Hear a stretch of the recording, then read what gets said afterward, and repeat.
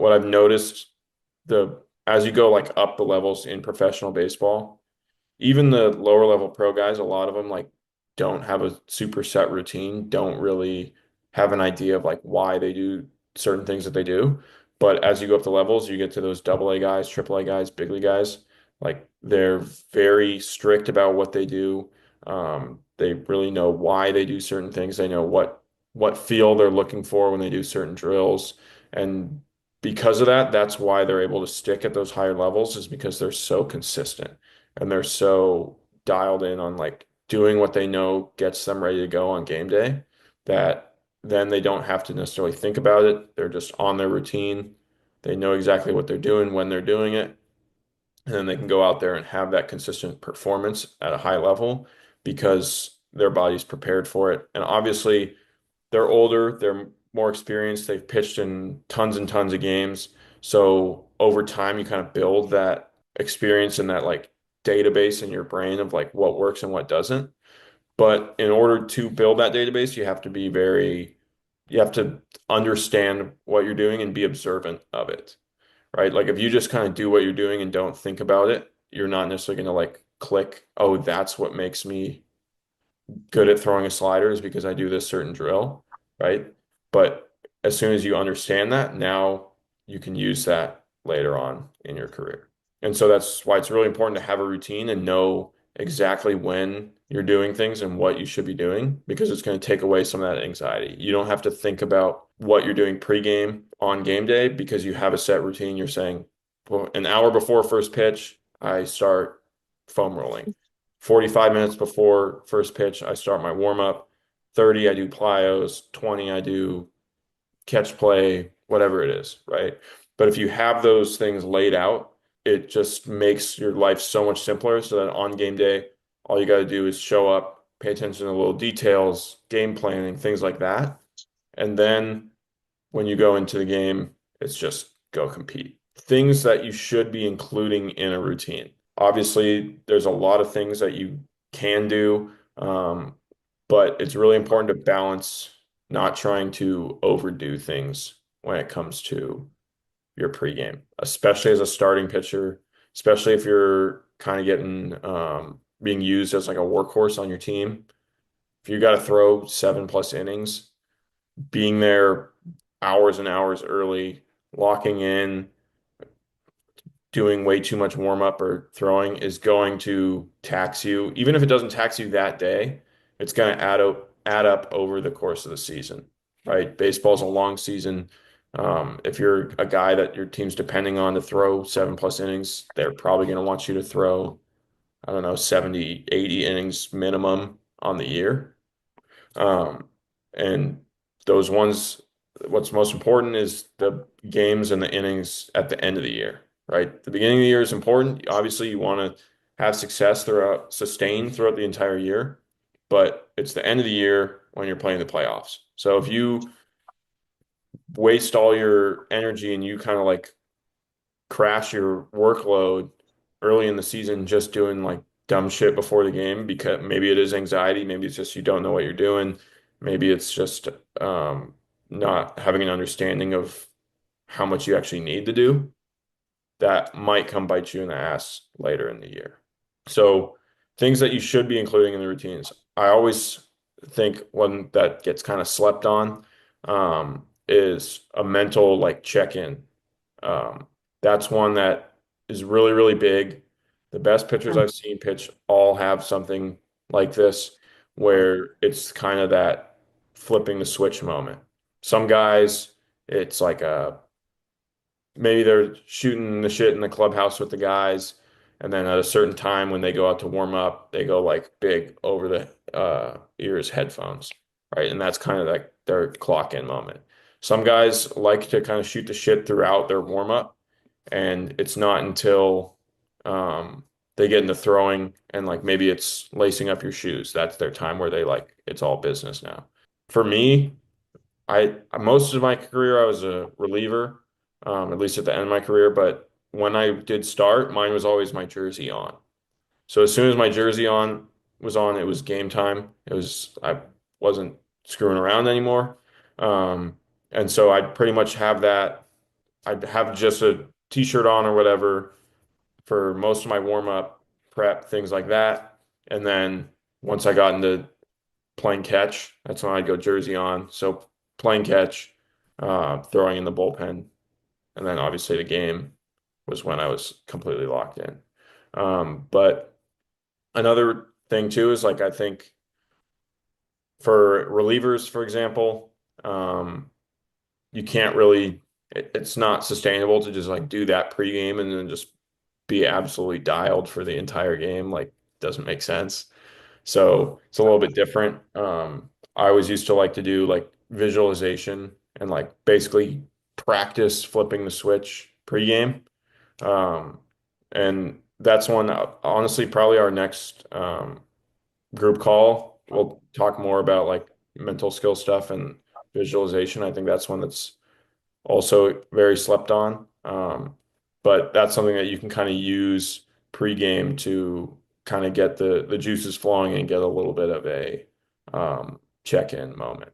Um, so besides that, like what's important in routines, mentally checking in, and then it's going to kind of be like your basic warm-up stuff, right? Like mobility, light movement, stretching, things like that.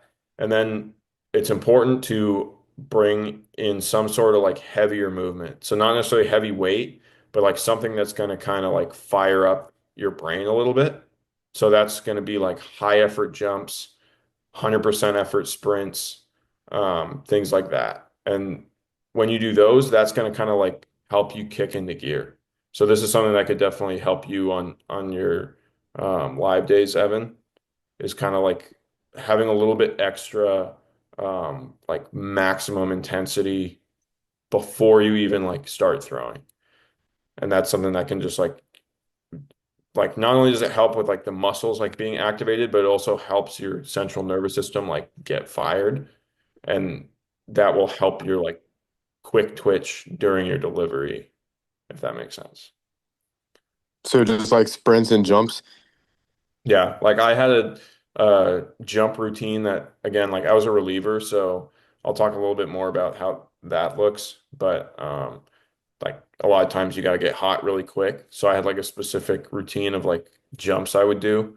Because I personally I don't really like running all that much, but I I Who like does? anything that is going to be just like fast, like moving your body fast at like 100% effort. So I've seen some guys do like just vertical jumps, just like repeated vertical jumps or like broad jumps. Um, a lot of guys will do like some sort of sprint, but I think like anything that just like gets you 100% wired. Like I've even seen some guys do like plyo push-ups. So like a push-up where you're like trying to jump off your hands.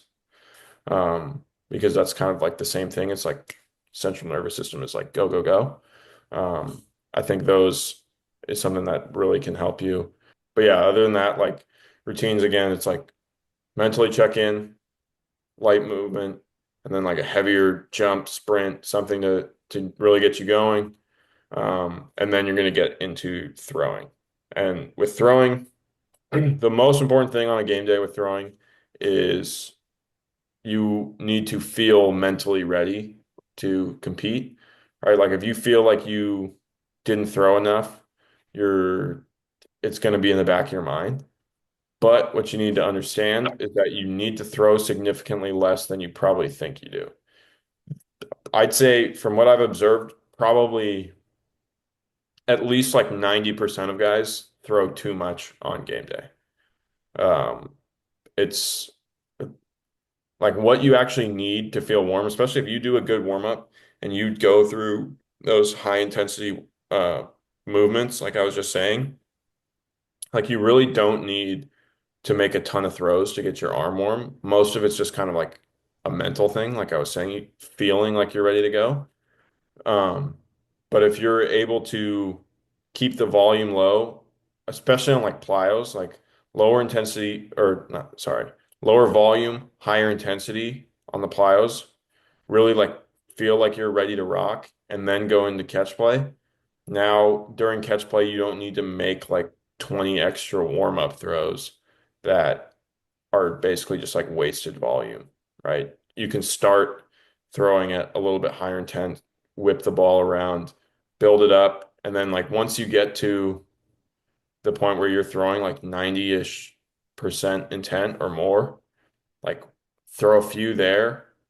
If you feel good and you're ready to go, you don't need to just throw a whole bunch at that intensity, especially if it's like long toss. Like you don't, if you build out and you're going back to 250, maybe 300 feet, and you're just like really chucking it, you shouldn't just be like hanging out back there, just like airing it out, because that's just like wasted throws for the day, right? If you're, those throws are going to come bite you back in the ass in the eighth inning when you need to rear back and throw a punch out fastball. Like you're not going to have as much gas if you threw 20 throws at 90% intent before the game. But if you just kind of build up, get to max distance, and then you throw like two or three or four, and then you're like, I'm good, come back in. Like I promise you, you're not going to forget how to throw hard because you only threw five hard ones in catch play, especially because you're about to go to the pen after that and then throw a bunch hard.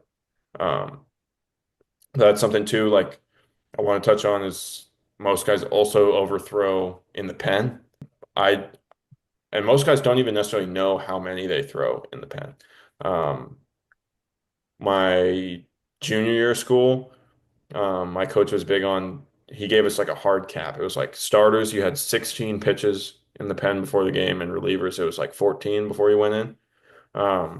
And I don't necessarily think that everybody should be the same and have a hard cap like that. But in general, I used to start and like count guys when I was coaching in JUCO, just sit back there with a clicker, and like guys didn't even realize they were throwing like 35 to 45 pitches a lot of times in the bullpen, right? Because they're just like working on things. They're trying to get a good feel for each of their pitches. They're trying to land stuff in certain spots and all that. Like after you already spent 10 to 15 warming up, like it's going to add up. And again, like if you throw 40 pitches pregame, that's basically 40 less of like juice you have during the actual game, right? So if it only takes you 15 to 20 to feel ready and feel confident to go perform, then you shouldn't throw more than that. And part of what comes with a routine is like if that makes you feel ready on one day, but doesn't make you feel ready every single day, you still have to trust that routine because that's how you get that consistent performance. Not, especially like a pregame bullpen, not every day is going to be good. Like a lot of time, I've some of the best games I pitched, I was like god awful in the bullpen, and vice versa. I've had sometimes you get in the pen and you're just dialed, and then you go out in the field and you're missing something. Happens all the time, right? But that doesn't mean that if I get in the bullpen and I'm having I can't land a slider in the zone, and that's something I wanted to do. That doesn't mean I just rip a whole bunch of sliders trying to figure it out. Like the best of the best, the guys that I've seen that are big leaguers have specific like in the bullpen before I go in, I throw three fastballs, two sliders, a cutter, go back to the fastball. Like they have it like literally scripted out of exactly what they do. They know that if I do this and I feel it right, I don't need any more.